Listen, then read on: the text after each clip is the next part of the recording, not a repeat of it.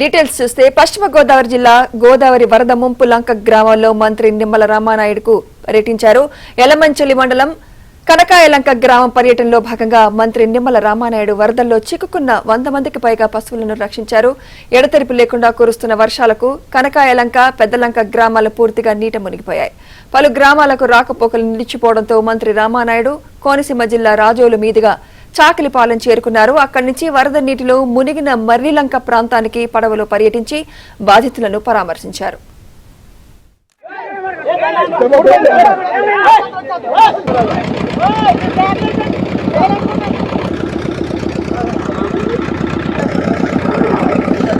ఎక్కడెక్కడ ఉంటాయి మీవన్నీ? ఇప్పుడు ఈ పాకల్లో ఇట్లా అలా వేసుకుంటూ ఉంటారా?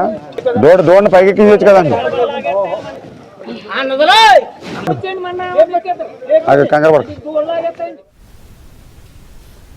అనంతరం కనకాయలంక, పెద్దలంక ప్రాంతాల్లో నీట మునిగిన ఇళ్లను పరిశీలించి బాధితులను పరామర్శించారు.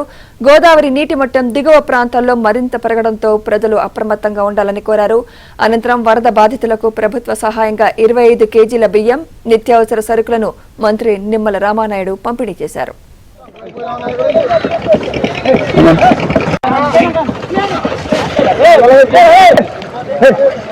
మళ్ళీ దీని వెళ్ళిపోద్ది.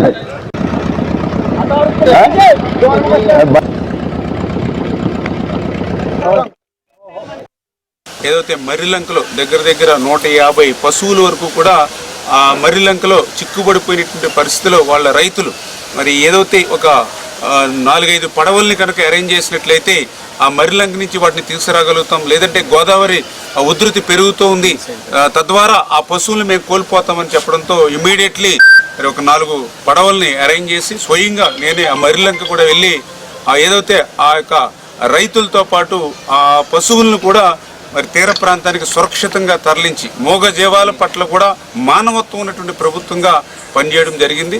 అదేవిధంగా ఈ కనకాయలంక, పెదలంక ఏదైతే ఈ యొక్క పాలకొల్లు నియోజకవర్గంలో దగ్గర 11-14 ముంపు గ్రామాలు ఏవైతే ఉన్నాయో ఇంకా వాళ్ళ గడప నీరు తొక్కకుండానే వాళ్ళకి సాయం కూడా గతంలో ఎప్పుడూ లేనిటువంటి విధంగా ముందస్తుగానే 25 కేజీల బియ్యం, కేజీ కందిపప్పు, కేజీ ఆయిల్ ప్యాకెట్, కేజీ ఉల్లిపాయలు, కేజీ ఆలుగడ్డ ఇవన్నీ కూడా వాళ్ళకి అందజేయడం జరుగుతూ ఉంది.